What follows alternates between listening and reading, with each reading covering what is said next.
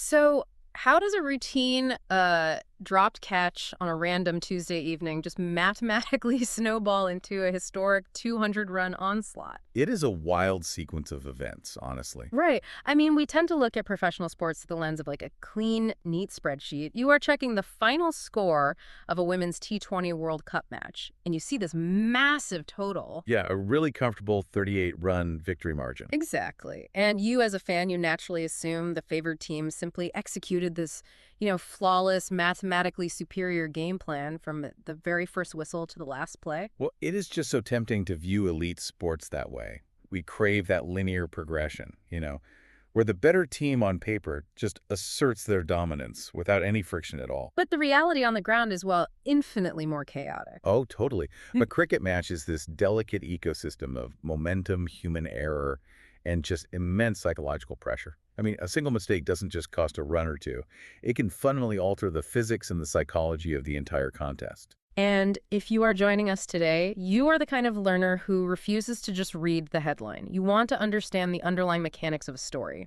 So our mission on this deep dive is to unpack a thrilling clash at Headingley, where England eventually overpowered Scotland by 38 runs. It was quite the match. It really was.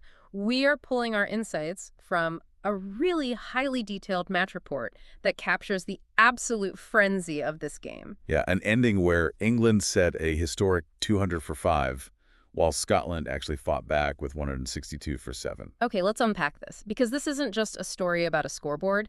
It's actually a masterclass in how a single injury, a single dropped catch, and two players returning from identical back injuries completely altered the course of a World Cup match. What's fascinating here is that, for a curious learner, this match serves as the ultimate case study in momentum. Right. We are going to explore the domino effect of fielding blunders and the sheer mechanics of scoreboard pressure. Yeah. Because you have a heavy favorite in England facing a clear underdog in Scotland. And within the very first minute of play, the entire script gets flipped completely upside down. Okay, so let's set the physical scene for it. The lights are glaring down at Headingley. The crowd is just buzzing. And Scotland decides to open the bowling with Kirstie Gordon. Which is a massive decision in itself. Totally. Now, the source notes something amazing here. Gordon is a former England left-arm spinner who is now playing for Scotland. Oh, wow, the pressure. I know, right? She is standing at the top of her mark, preparing to deliver the very first ball of the match to her former teammates.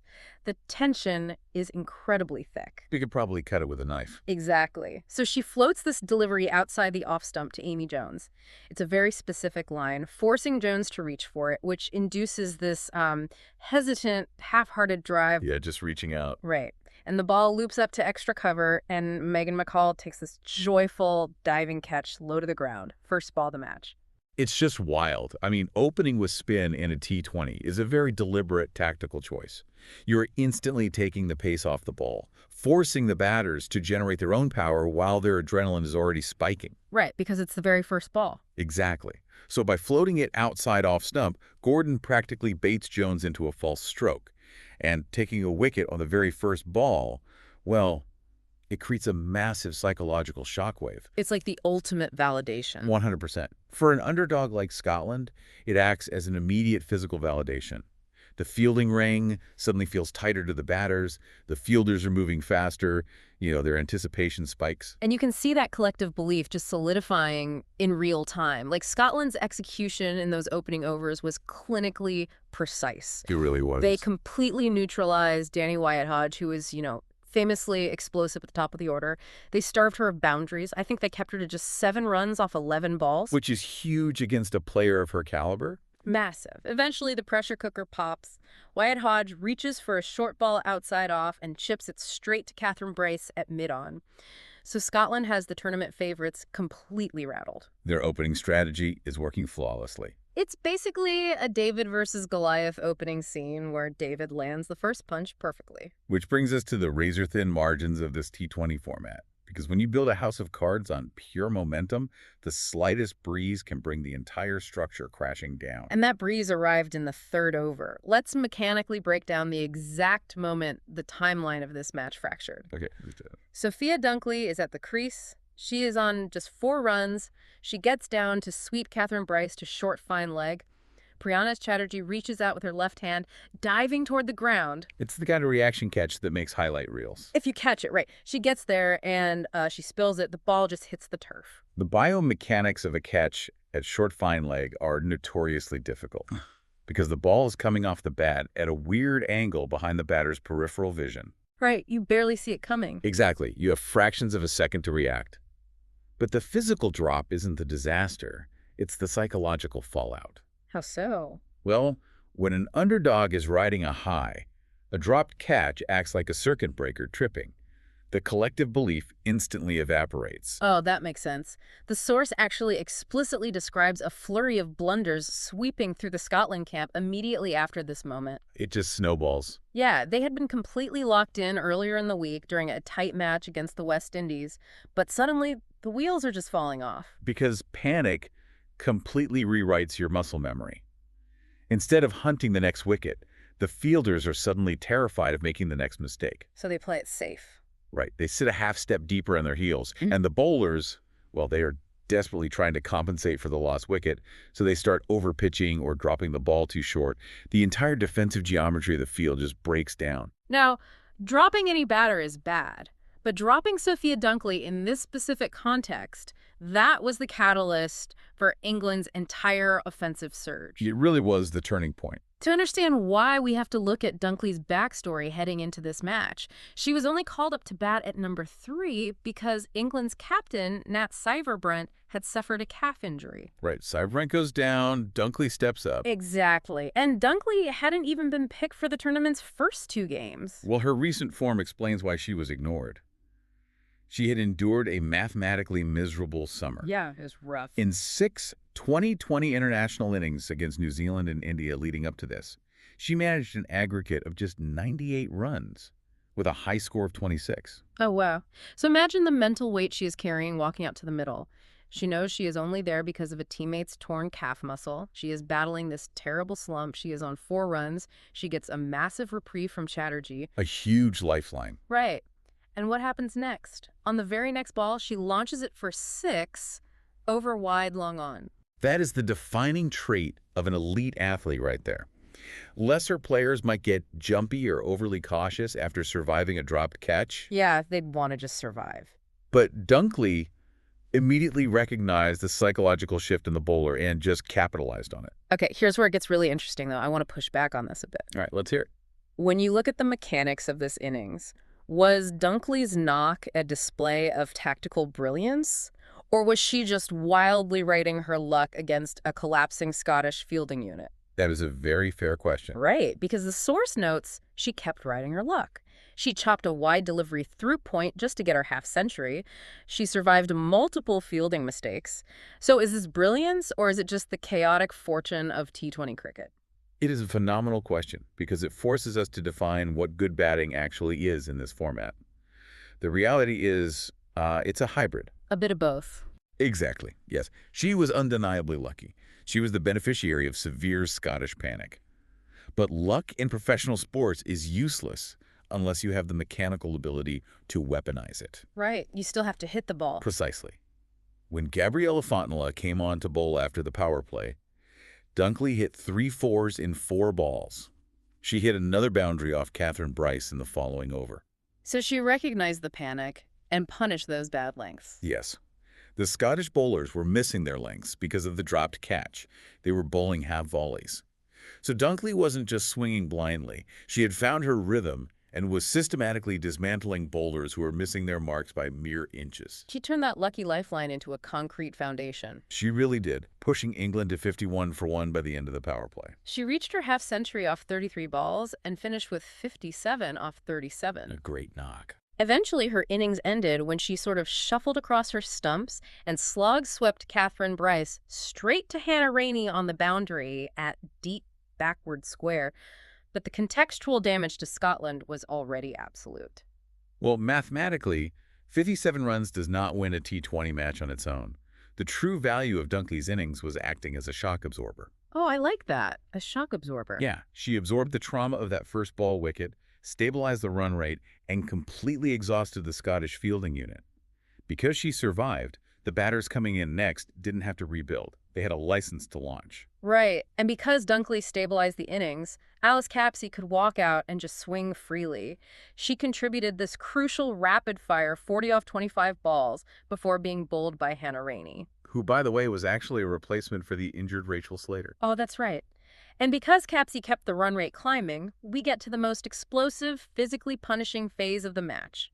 A new partnership meets at the crease. Freya Kemp and Dani Gibson. This partnership is where the match basically transcends from a competitive run chase into a showcase of sheer biomechanical power. And their shared history makes this so compelling. The source highlights that both Kemp and Gibson battled back from stress injuries in the previous year. Identical back injuries, yeah. Imagine spending a year rehabbing a fractured back, only to return and literally break the back of the opposition's bowling attack. It's unbelievable. Let's talk about what that actually means mechanically for a cricketer. Rebuilding a spine while trying to maintain elite athletic output. Well, a stress fracture in the lumbar spine is arguably the most debilitating injury an all-rounder or fast bowler can suffer. I can't even imagine. The sheer torque and rotational force required to bowl a cricket ball at high speeds or to swing a bat hard enough to clear an 80-meter boundary, it places immense stress on the lower back. Right. The rehabilitation process involves months of zero impact, being locked in a brace, and slowly, painstakingly rebuilding the core musculature from absolutely nothing. You are basically rewiring your body's ability to generate power. Exactly. You are learning how to move again without pain. To go from that level of physical fragility to stepping onto a World Cup pitch and producing the violence they did is a medical and psychological marvel. It's bonkers. They united for an uninterrupted sixth-wicket partnership of 61 runs off just 21 balls. That is just pure, unadulterated video game output. Kemp finished 39 not out and Gibson 30 not out, and the mechanics of their boundary hitting were staggering. In the 18th over, Kemp took 20 runs off Catherine Bryce alone. 20 runs in 1 over. Yeah. She bookended a 4 off a full toss with massive sixes hitting straight down the ground and slog sweeping right into the bleachers. When batters are striking the ball with that kind of ferocity, the traditional geometry of a cricket field just ceases to exist. Yeah, what can you do? You cannot set a defensive field for a ball that lands 10 rows back in the stands. And then Gibson steps up in the 19th, over against the early hero, Kirstie Gordon. Gibson instantly hits back-to-back 4s and follows it up with this stunning 86-meter 6 straight down the ground into the second tier of the seats. 86 meters. Just wild. That was her 6th boundary in an 11-ball span. And because of this absolute blitz, England reaches 200 for 5. If we connect this to the bigger picture, we really need to contextualize the statistical gravity of that number. Reaching 200 is a monumental psychological threshold. It really is. The source notes it has only happened 4 times in this version of the T20 Women's World Cup. Right. And only the 5th time overall by any team in history. It perfectly illustrates the rapid physical evolution of the women's game. I mean, even just a decade ago, posting 150 or 160 was generally considered a match-winning score. Something you could comfortably defend. Exactly. Yeah. But the raw physical power that athletes like Kemp and Gibson are bringing to the crease completely alters how opposition teams have to bowl in the final 4 overs. The margins are just gone. Right. If a bowler misses their Yorker by an inch, if they bowl just slightly too full, it's not just a single down to long on anymore. It is an 86-meter 6. Seeing that 200 flash on the scoreboard must be devastating. So refreshing. Because Kemp and Gibson fundamentally altered the math of the game by posting that number.